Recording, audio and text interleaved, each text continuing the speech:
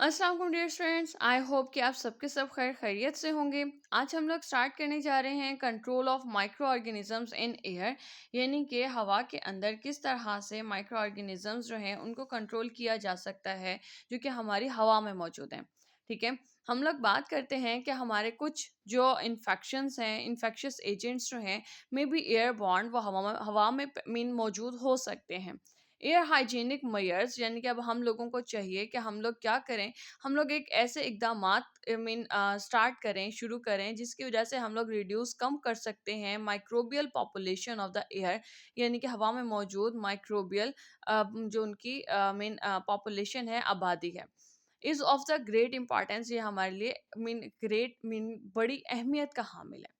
ठीक है, the level of air contamination can be reduced, और हम लोग इस हवा के लेवल को, यानी कि हवा के अंदर आलूदगी के मयार को या मिकदार को हम लोग कम कर सकते हैं।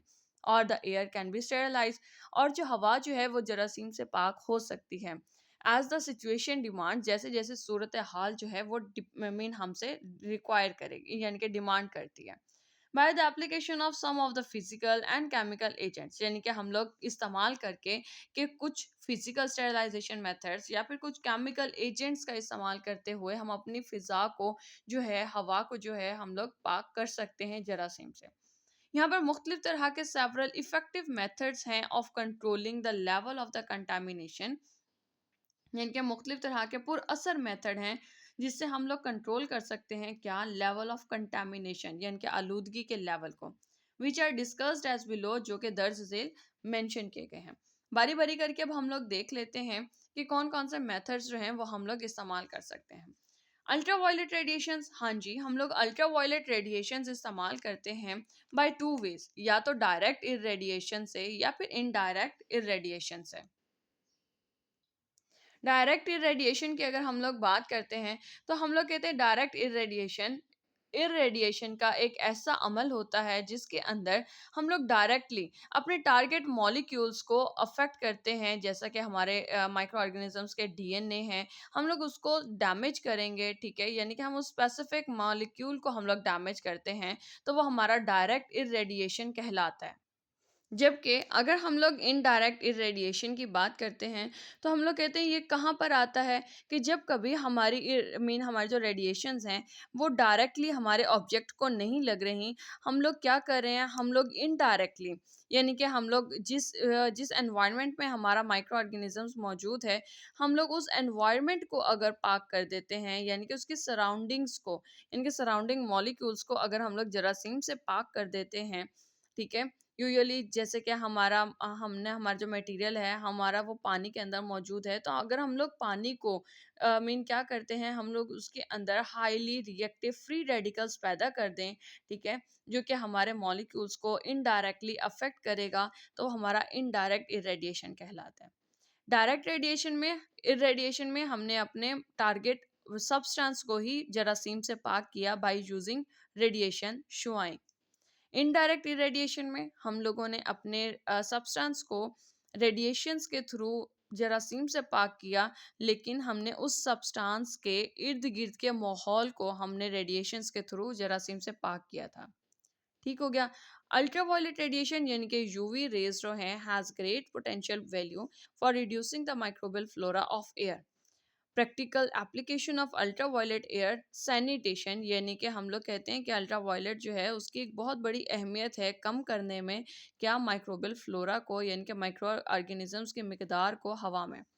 Practical application of UV air sanitation can be made in the following veg, हम लोग प्रैक्टिकली इस्तेमाल करते हैं यूवी रेस को हवा के अंदर सैनिटेशन, साफ सुथराई के लिए, दो अंदाज में। सेकेंड थिंग हमारे पास आ जाता है जी केमिकल एजेंट्स। अच्छा, अगर आप लोग डायरेक्ट इरेडिएशन और इनडायरेक्ट इरेडिएशन की डेफिनेशन लिखना चाहते हो तो आप लोग यहाँ से देखकर लिख सकते हो। ठीक हो गया। अच्छा जी, आगे चलते हैं। हम लोग कहते हैं कि केमिकल एजेंट्स जो हैं उसके अंदर सर्टेन केमिकल सब्सटेंसेस हैं जिनको हम लोग इस्तेमाल करते हैं, या तो वेपराइज्ड यानी कि स्प्रे की फॉर्म में इस्तेमाल करेंगे, वेपराइज्ड यानी कि सॉरी, हम लोग वेपर्स की फॉर्म में हम लोग इस्तेमाल करते हैं, या फिर स्प्रे की फॉर्म में इस्तेमाल करेंगे इनटू द एयर। ठीक है, वेपर्स होते हैं बुखारात की सूरत में, और स्प्रे होती है एक बारीक धार, ठीक है, इनटू द एयर, हवा में, ऑफ द रूम, कमरे की, are effective in reducing the microbial flora, यानी कि वो पूरा असर है किसके अंदर, कम करने में माइक्रोबियल फ्लोरा को, यानी कि माइक्रो ऑर्गेनिजम्स की मिकदार को। In fact the chemical is dispersed as an aerosol, ये जो हम लोग मतलब कि इन्फेक्टेड जो एक केमिकल है, मतलब कि जो मुतासिर जो केमिकल है, उसको हम लोग फैला देंगे कैसे, एज एन एरोसोल। एरोसोल्स क्या होते हैं, जैसे हम लोगों ने फार्मास्यूटिक्स में पढ़ा था, हमारी स्प्रे बॉटल्स होती हैं, ठीक है, स्प्रे बॉटल्स जो कि प्रेशर के जरिए हमारे हमारे प्रोडक्ट को बाहर निकालती हैं, वो एरोसोल्स होती हैं, ठीक है, जैसे हमारे फाइन मिस्ट हैं, बॉडी स्प्रेज हैं, परफ्यूम्स हैं, ये सारी की सारी चीज़ें, ठीक हो गया। एंड रिप्रेजेंट्स, और ये जाहिर करती हैं अपने एंटी माइक्रोबियल एक्शन को थ्रू कांटेक्ट के साथ विद सस्पेंडेड पार्टिकल्स, उन सस्पेंडेड ठहरे हुए जर्रात के साथ, कैरिंग माइक्रो ऑर्गेनिज्म, जिन्होंने माइक्रो ऑर्गेनिजम्स को उठाया हुआ है। As for example, chemical agents कौन से इस्तेमाल करते हैं, लाइक ट्राईइथाइलिन ग्लाइकोल, फॉर्मेल्डिहाइड, या फिर lactic acid, right. Next one, अगर हम लोग फिल्ट्रेशन की बात करें, तो फिल्ट्रेशन यानी कि छान लेना, मुख्तलिफ तरह के फ़िल्टर्स को हम लोग इस्तेमाल करते हैं ताकि हम लोग एयर बॉर्न ऑर्गेनिज्म, यानी कि हवा में मौजूद ऑर्गेनिजम्स को हम लोग छान लें, या फिर हम लोग उनको छान मीन अलग कर लें, ठीक हो गया। इनके अंदर हमारे पास एग्जांपल्स आ जाते हैं, use of the cotton plug, या तो हम लोग कॉटन रुई के हम लोग गोले छोटे छोटे से हम लोग उनका इस्तेमाल करते हैं, या फिर हम लोग एयर फिल्टर्स का इस्तेमाल करते हैं, ठीक हो गया। अब इनके अंदर क्या आता है, हमारे पास एक लैमिनर एयर फ्लो सिस्टम भी आ जाता है, जिनके अंदर हम लोग मुख्तलिफ तरह के मुख्तलिफ तरह की टेक्निक्स का इस्तेमाल करते हुए माइक्रो ऑर्गेनिजम्स को जो है वो कंट्रोल करते हैं।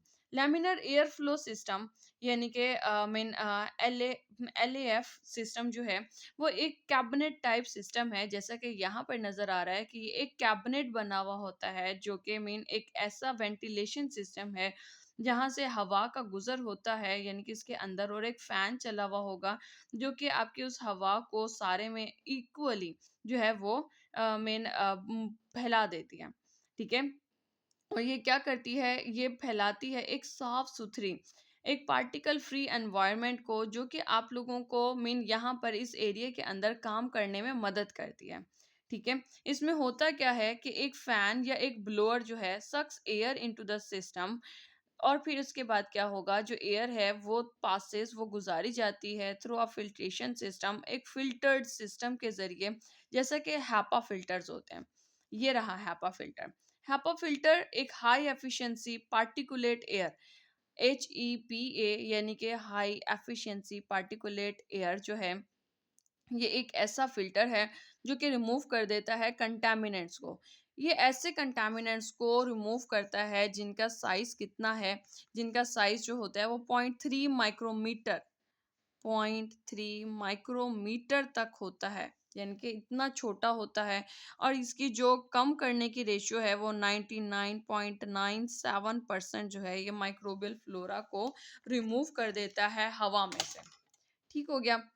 अच्छा जी, फिर हम लोग बात करते हैं कि ये जो फिल्टर्ड एयर है is then exhausted across the work surface, ये जो फिल्टर्ड एयर होगी, अब ये मतलब कि आपके वो एग्जॉस्ट हो जाती है अक्रॉस द वर्क सरफेस, ठीक हो गया।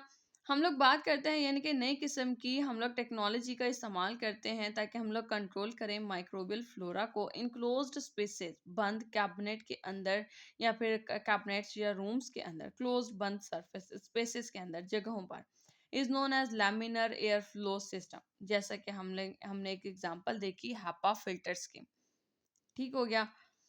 आप लोग अमूमन इन फ़िल्टर्स का, इन हापा फ़िल्टर्स एक ऐसे एनवायरनमेंट का जहाँ पर आप लोग बआसानी स्टेरिलाइज्ड डोज़ेज फ़ॉर्म का इस्तेमाल बनाना, उनको प्रिपेयर करना, या उनकी टेस्टिंग करना, या फिर कैप्सूल्स की पैकिंग करना, उनकी सीलिंग करना, वो वाले काम जो हैं वो इस तरह के कैबिनेट्स में आप लोग बआसानी बैठकर कर सकते हैं, ठीक हो गया। अब तक के लिए इतना ही। नेक्स्ट टाइम हम लोग इंशाल्लाह स्टार्ट करेंगे और नेक्स्ट चैप्टर। अगर कोई क्वेश्चन हो तो आप लोग कमेंट सेक्शन में क्वेश्चन कर सकते हैं। Thank you so much. अल्लाह हाफ़िज़।